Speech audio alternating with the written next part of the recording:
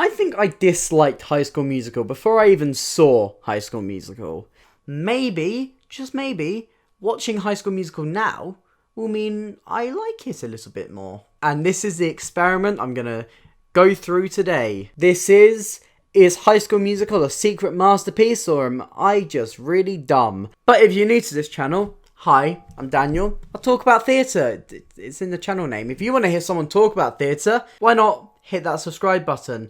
And if we get 30 likes on this video, that's 3-0, I will review the second High School Musical film as well. You know you want it. People say it's the better one. But, on to the video. Okay, are we ready for in-depth analysis of a Disney Channel original movie? No. Hell yeah, you are! Hi, Editor Daniel here. I just forgot to mention, I'm going to avoid using clips in this review as much as I can. Just because I don't want to get hunted by Disney. Because they love copyright striking people. So, yeah. Enjoy the video. The film opens in a resort, and Troy, played by Zac Efron, is playing basketball when his mum comes in and tells him he has to go to the party downstairs. Now, when you're watching a film and you're not that interested with what's happening in, like, the foreground, you tend to go and look in the background. And this is where High School Musical is at its best, because, oh my god, I love the extras in this film, because they are just so perfect. They either don't care and just look so miserable and you just want to go and give them a hug because they look so sad, or they are going for it 100%. And it's so funny to see the really depressed ones wearing like Viking hats and massive top hats. I have never seen a film that looks so 90s but was filmed in like 2005. It is a beautiful thing to watch. But let's be honest, if you were on this set and you were given this massive, stupid hat to wear, I think you wouldn't want to be there either. Then Troy and Gabriella are forced on a stage to sing karaoke, and this is when we need to talk about the tropes in the film. It ticks off every box that a teen movie should do. And here's its first one. Grating karaoke moment. I hate this trope because it's just so boring, and like it's like the thing that you write into your script when you have no other ideas. But you know what I love? I love Viking Hat Kid. Viking Hat Kid could be the star of this film if the directors had any sense at all. I wonder what that would look like. In a world where everything feels like the late 90s, one boy, one hat, one big adventure. Gator Matarazzo is the Viking Hat Boy in cinemas 2021. So then they exchange phone numbers, but then they don't see each other, and then it's 1 week later, and look, it's back at school time, and uh-oh, Gabriella is there at Troy's school.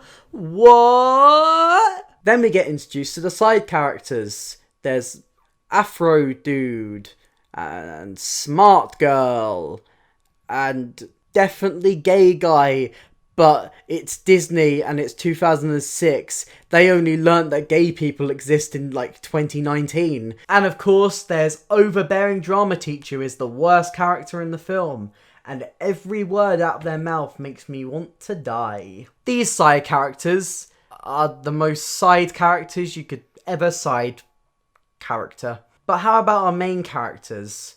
In recent years, Zac Efron and Vanessa Hudgens have really shown themselves to be capable actors. Here though, nope.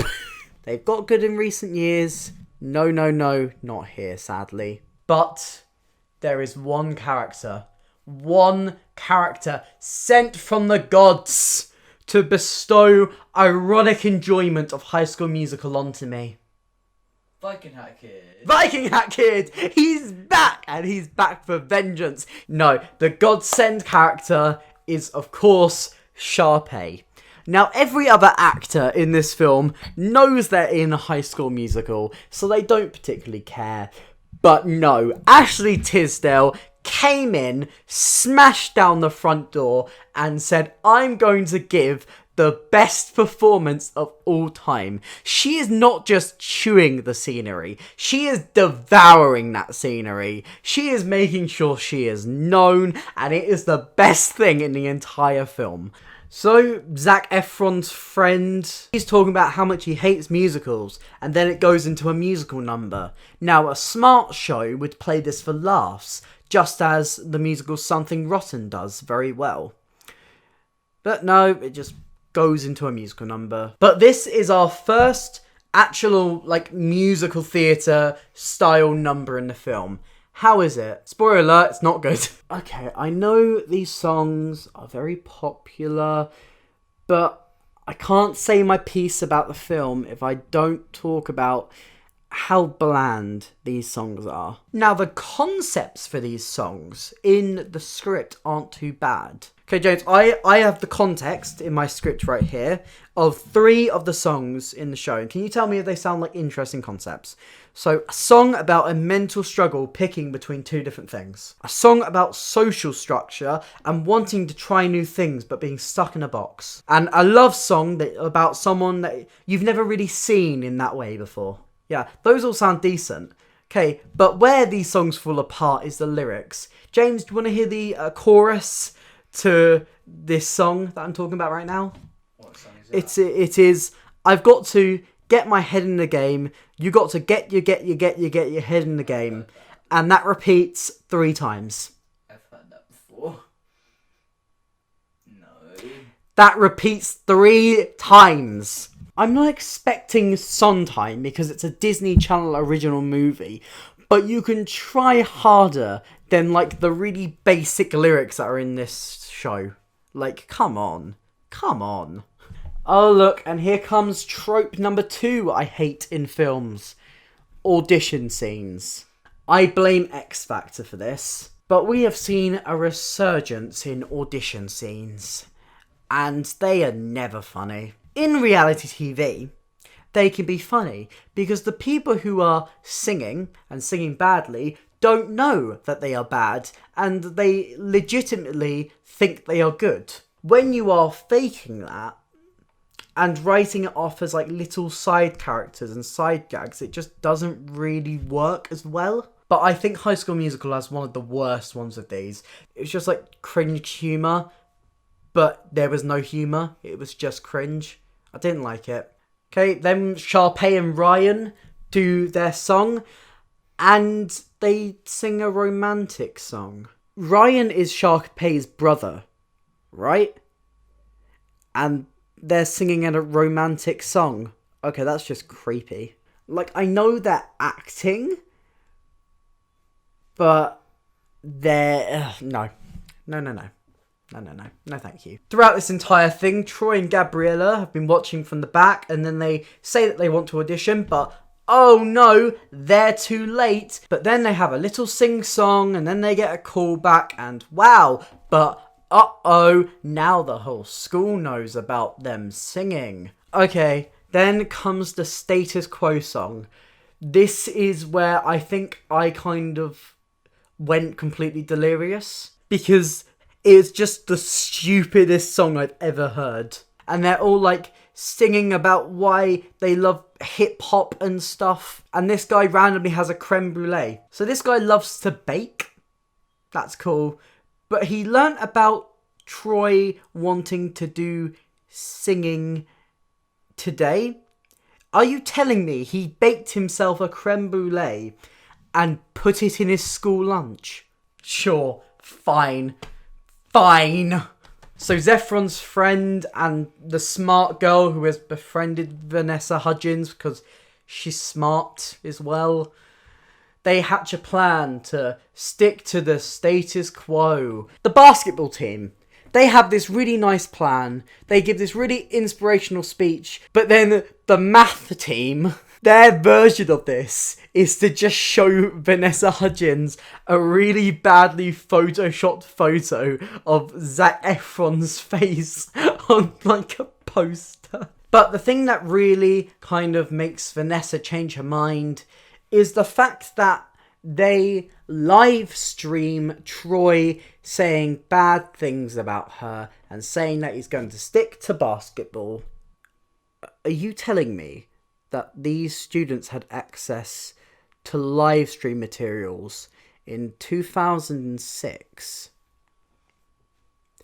In the film, they all still have flip phones. This is just bad because it's the third really annoying trope in the film. The misunderstanding subplot. You need conflict in your third act just to make the main characters suddenly hate each other because of something that was misconstrued. It happens in every teen film. It's so boring.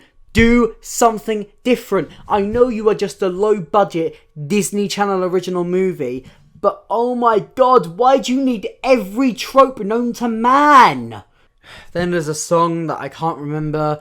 All I remember about it is that Vanessa Hudgens walks through a hall and there's a massive mural of the Wildcats team with a massive photo of Troy Bolton. For another comparison, my school had posters up. They were stayed up for about 5 years, and when they went up, they were of people who hadn't even been there for years. Then they have the fallout scene. I like to think the director directing Vanessa went something like this. Okay, Vanessa, in this scene, you are sad and you are mad. So, can you act like this? No? Okay, action! Suddenly, all the friends have had a change of heart, just in a heartbeat, because movie. Then there's a balcony scene, and Troy rings up Gabriella, and he's like, that wasn't me. Don't you worry, that wasn't me. I'm a good boy. I'm really good. Then he's turn around, and then Troy's standing there on the balcony. But he showed no signs of physically struggling to climb up while he was on the phone. Okay, I don't think Troy should be singing about whether he wants to do musical theatre or basketball. I think he needs to go into the Umbrella Academy because he's got some super strength to climb up like a tree without even changing the way he's breathing. Okay, I'm bored with all this heterosexual stuff. Let's go on and see what my favourite characters are doing. Where's Sharpay? Where is Sharpay? So Sharpay and Ryan are annoyed that, Zach and Vanessa have got the callback for completely fair reasons. I mean, they didn't even audition. I love how this film has the balls to be called High School Musical, but then make the musical theatre kids the villains. I admire your balls, Mr. Director, sir. Mr. Writer, sir. So then they convince the drama teacher somehow to change the date of the auditions. So, oh no, now the callbacks are on the same day as Troy's basketball game. And oh no, the callbacks are on the same day as the math competition thing. I don't know. Americans are so weird. Why do you have to make a competition out of everything? We don't have science fair. We don't have spelling bees either. We don't do spelling bees. Americans just love to make competitions out of everything. Oh, you're really good at math? Okay, well, why don't you see who's the best at math? America! America! America! USA! USA! My American accent definitely slipped through that. So they hatch a plan, they manage to do all of them at the same time, going in between them, and they have a massive party. Everyone wins everything off screen because, you can't have any tension. And then they sing the finale number. Yay. The end. Suddenly, it just happens. So, what are my full thoughts on High School Musical? It's fine. It's fine. It's not offensively bad. There's things in it that make me very annoyed, and there's things in it that definitely could be improved, and it's filled with tropes and bad acting, but there are definitely some positives in there. I'm not personally a fan of the music, but I know a lot of people are, and theatre is what? Subjective! So, we ain't gonna bash anyone for that. I think a lot of people are like really nostalgic for this movie, and that's why like they love it a lot, and that's completely fair. But I don't think it's an amazing movie. I think it's fine. I'll never watch it again. I think it's up to you whether like the bad outweighs the good, or like the ironic enjoyment of it kind of balances out. I would definitely watch Sharpay's Great Adventure after this, because is that what it's called? Is it Sharpay's Great Adventure? I don't know. Editor Daniel, please bring in the title of the film to make me look dumb. I really want to watch Sharpay's Great Adventure after this because, you know, Sharpay was just hilarious. I think the thing to remember is that it's a Disney Channel original movie. I'm not expecting high art here. I'm expecting a movie for children, and that's okay. If I'm being completely fair, I think the story it's telling is something that does need to be kind of told. Not because it's a good story, but because as someone who has done drama, I've seen a lot of people who are like Troy Bolton, who love to dance and love musical theatre, but then they also like football, and they also like basketball, and then by all their friends they're bullied because they like to do dance. And I think if there's a child watching this who like relates to Troy Bolton and kind of understands that it's okay if they want to do dance, then I wouldn't mash that. That's important to that kid. While this film is not even close to being a masterpiece, if it brings some reassurance to that like kid, then it did a good job. And anyway, everyone says the sequel's better. So if you enjoyed this video and you want to see me review High School Musical 2, make sure you hit like and subscribe. 30 likes and I will review High School Musical 2. On screen right now, there's some links to some of my other videos. Why they look so interesting? Why don't you give them a little click and watch? But if you excuse me, I'm about to bop to the top. I hate my life. Bye!